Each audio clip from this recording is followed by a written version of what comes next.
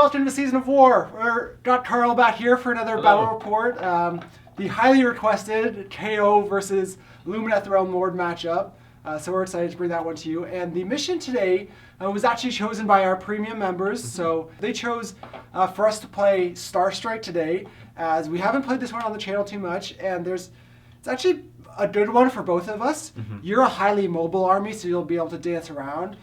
But it lets my army castle up, which they really want to do, especially early game. So, interesting matchup and mission, I think. So great selection by our premium members. If you also want to give input on kind of what armies we play, matchups, missions, all that stuff, check out our premium membership. You get a bunch of cool perks and obviously a lot of input on how the channel grows and what we're doing moving forward. The realm we're playing on today is Gur. So not super impactful, but there's a spell for +2 to run in charge.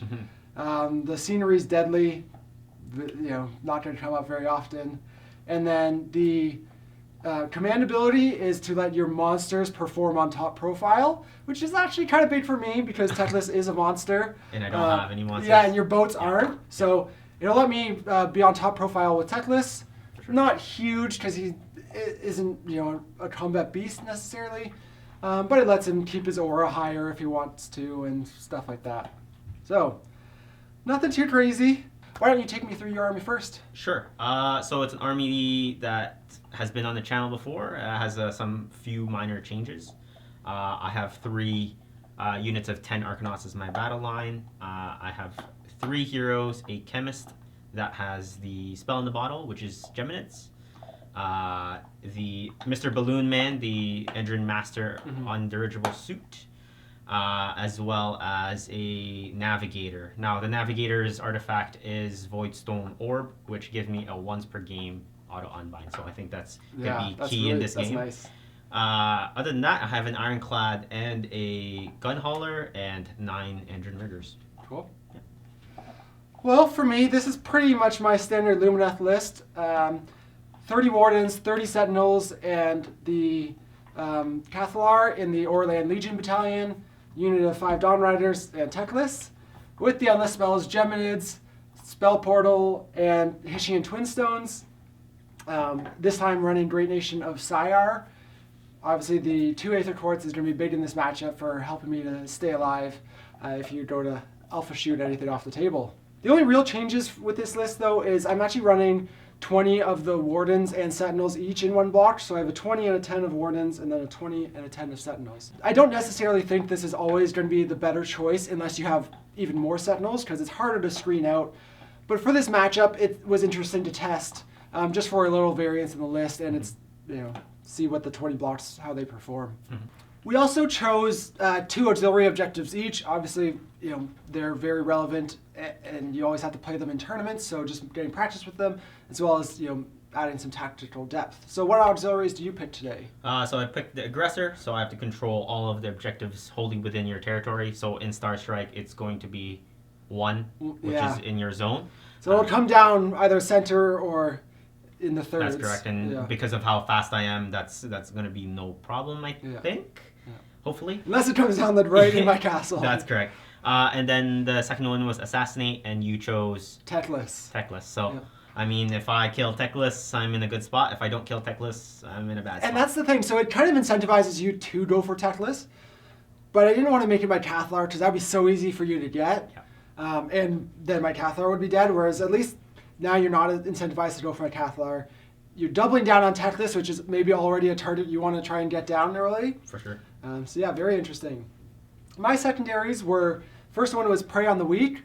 So you only have the 3 units of 10 Arcanauts, so killing 30 bodies pretty easily, especially with thinking about a couple turns of Storm of Searing White Light.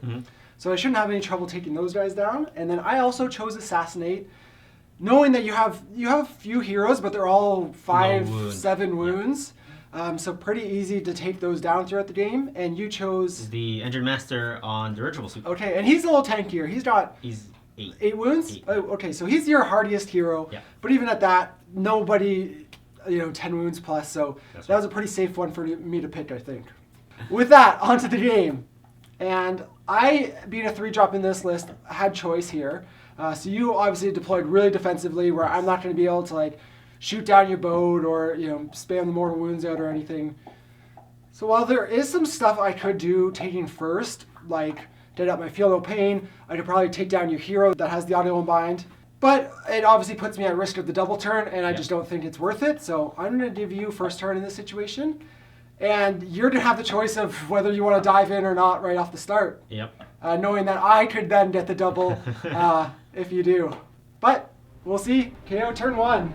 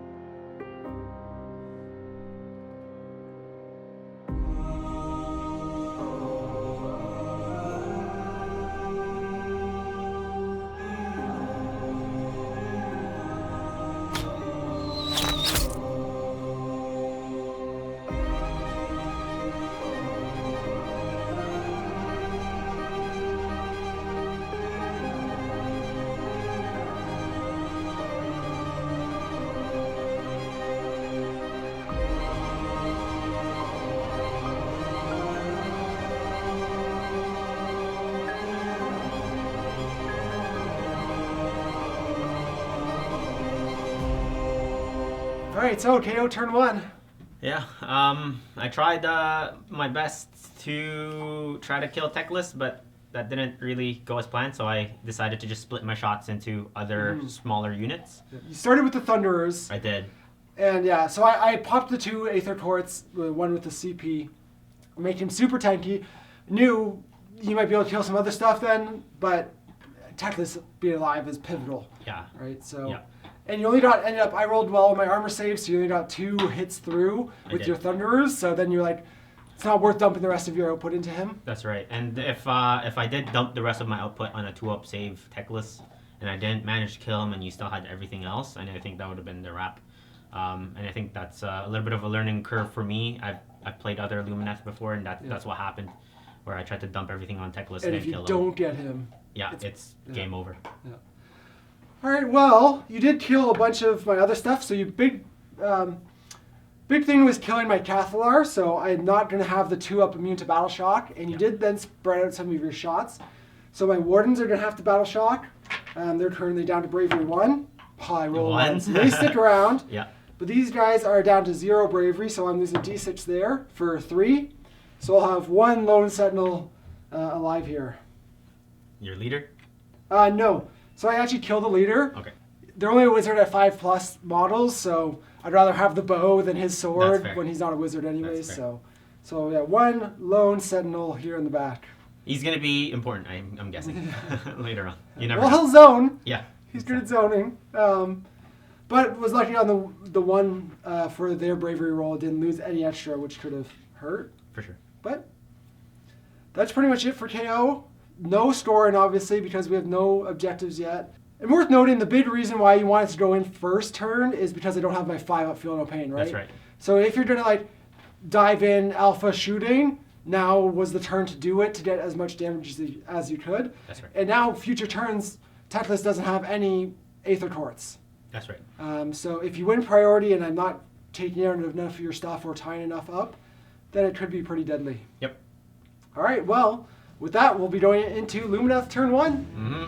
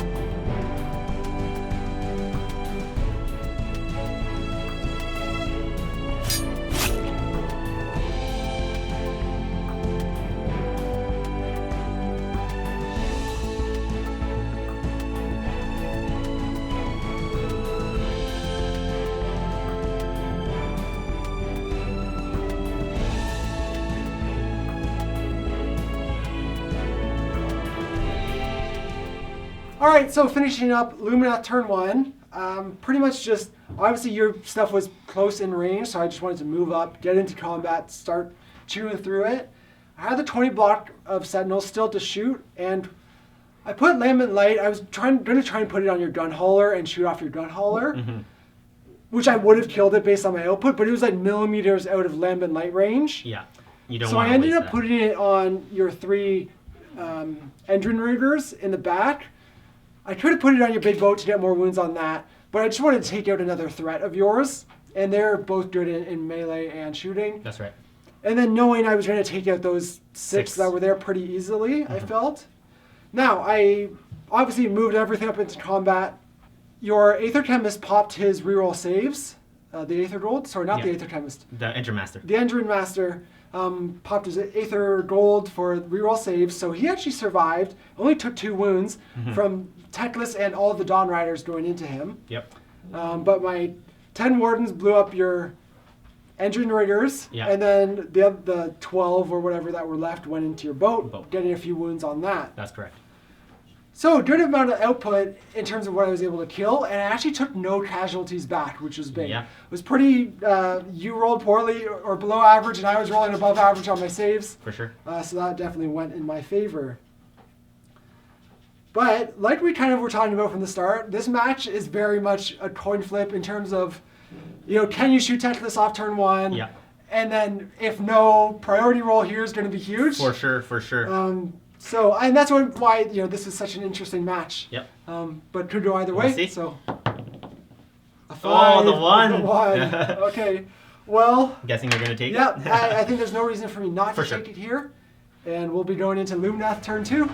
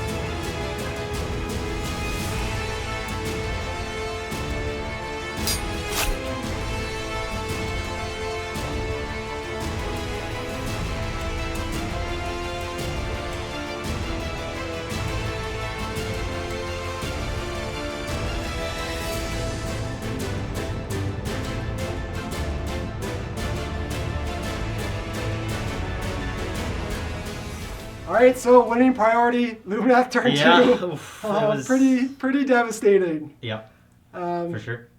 So just to recap, the objective fell in the center. Yep. So we couldn't put anything down there to market. Obviously, so much there. But really, getting priority here, big thing was, let me wrap the other unit of Wardens. Yep. Knowing that I could kill the boat. So I shot off the gun hauler in combat, and then put all my melee into this, the Ironclad. Yep. And because I was able to wrap that other unit of Wardens, you couldn't disembark any of your stuff that was in the boat when it died. Correct. And so the 20 blocked wardens finished it off, and then you had 8 thunderers and a hero inside that just got slain because there was no room for them to disembark. For sure. So that was pretty crippling. Also had a big 6 damage on your hero back there with the Syrian White Light from Teclis. Yep. So it pretty much leaves you with just your Argonauts. Just your battle line right now. That's correct. And we were just kind of talking through potential outcomes. And there's not really, you're not going to really have objective play. We might score for a round or 2. For sure. If you, especially with priority. But come round 4 or 5, you're going to... Yeah, it's the 4-inch move of the Argonauts. The Argonauts. You're not going to be able to, I can't wrap onto the other side as I would have liked. Yeah. So, and then talking about auxiliary objectives, we're just discussing is there any auxiliaries left to play for? Sure. Is there anything you can sneak? For sure. And there isn't. The aggressor, I don't think my Argonauts are fast enough to get to your side of the board and assassinate. Unfortunately, with 27 Argonauts, I don't think they're enough firepower to take Teclis out with the 5-up save on him. So the only one that actually I think you might have play for, because you have the turn right now. Yeah. We'd be going into your turn. If I doubled. If you doubled and the objective came down here. That's correct. You could get that secondary. I could. So why don't we just quickly roll that out? Sure. Because you'd be able to run those guys. Sure. So I run them right now. For 2, so 6. Yeah. So it will get me over. So if you just move one guy. Yeah. And then priority. 6. So you win priority. I do win priority. We wanted that last time. Yeah, and then I'll get you to go ahead and roll for which. So we've done 1 over here, 6 over here, That's or correct. 5 so 5 and 6. 5 and 6. So the objective comes down. What is it? 12 and 12? It is 18 in. 18 in. So 12 and 18. So I have one guy contesting. Yeah. And 18. So the objective is going to be right here. Yep. So basically, this is your only play to 6. score any That's auxiliary correct. objectives. And how far? So 6 inches would get me like so. Yeah. So I'm just going to mark that with a die. 6 inches. So I need to be behind that dice in order to get everybody in. So we moved 6 inches last time. I'm just going to move the front 2 there because they're the only ones that matter. And then they're going to run. Sorry, it doesn't matter because I forgot. Zilfin, every time I make a run roll, it's just automatic 6.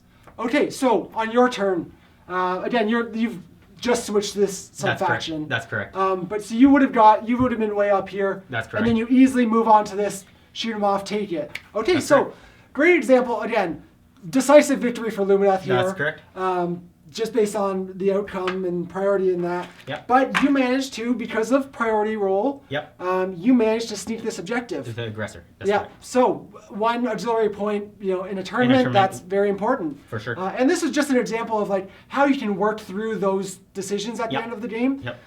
The conclusion isn't in question. For sure. You can't kill Teclis. No. So that was the only thing kind of worth playing for, and we could just roll a couple dice to figure it out. That's correct. So that ended up happening, which Yes. is pretty funny.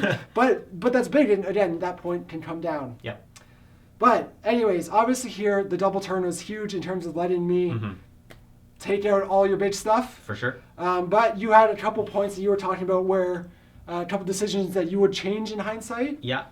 So, switching over the sub-faction, the ability to move in the hero phase is massive because I can move the boat afterwards in my movement phase. And the decision for me to fly high in the movement phase as opposed to the hero phase was huge because I attempted 3 charge rolls with a big unit of 6 combat engine riggers, the boat, and the engine master with dirigible suit. Failed all of them. Yeah. So I wasn't able to get in that combat punch at those 20 wardens. Yeah. And those 20 wardens were actually the unit that destroyed the Ironclad. Yeah. If I was to fly high in the hero phase and then move in my movement phase... So using that once per game instead of just the normal relocate? That's correct. I would be outside of 3 of you. So yeah, you would have been able to teleport, then move that stuff up again. Yeah. Yeah. So making those 3-inch charges as opposed to the 9-inch charges. The big thing that's a change in my list from previous, because of the amount of testing that we're doing, is having the battering ram on the Ironclad as opposed to Last Word. So if I was to make the charge, it would do mortals on top of what I was already doing. And I was pretty confident in rolling it back, looking at it in hindsight, and being able to take those 20 wardens out.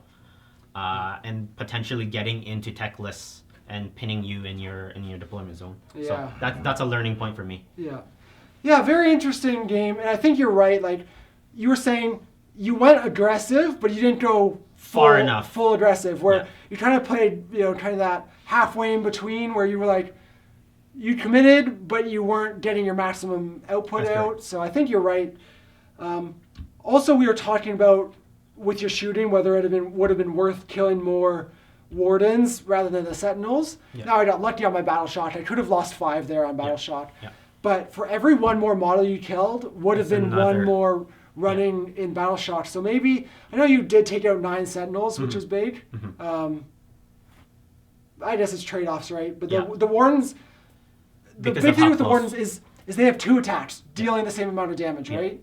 They have the range in the sentinels, but they have double the output. Yeah, and I was close enough to you anyways that you were going to get those 20 sentinels in. So it might have been better for me to double down on the wardens. That's correct, because they have already lost some. And they're a bigger block. Exactly. Every body you kill there is an additional one. Yeah, for sure. Yeah. So obviously here with I think looking at the priority and being a 3-drop, having choice, giving it away here, well, it did potentially make me susceptible to tech list getting shot off turn 1. That's a very big ask when I can do +2 to save. And you could have dumped even more shooting into him and still not killed him. Which would have put me in a far worse position. And then again, that risk of me giving away the turn set me up for the double turn, which as we saw was monumental in terms of just sealing the game early. I think. And even I would be in a position if I didn't get it where I'm still strong. You're still probably not going to be able to kill tech list because of the stuff that I did take you out, what I tied up, where you'd have to relocate. That's for sure. In my head, going into the game, looking at your list and looking at my list, I was thinking that you were going to take the first turn to set up those buffs. And you giving me the turn kind of made me unsure of what I was going to do, which made me make the mistake of being half in, half out. So it was a learning game for me for sure. Still haven't won against Lumineth. Incredibly tough, but they are tough. I think I need to take more planning into account. Obviously, a really strong army, and the mortal output can just chew through even an army with above average armor saves. For sure. So. Definitely a tough one, and the range threats, everything they have a lot going for them. Obviously, besides mobility and board control. Of course. But with that, bring us to the end of this match. So a little short one, obviously, but gave insight into how this game could go. So for you KO players out there, and even Lumineth, there's hopefully gave some good insights and lots to learn from. But we'll have to. Have the Sky Dwarves on again for another stab. Maybe give you a better matchup next time. You've had 2 tough ones. I like tough matchups.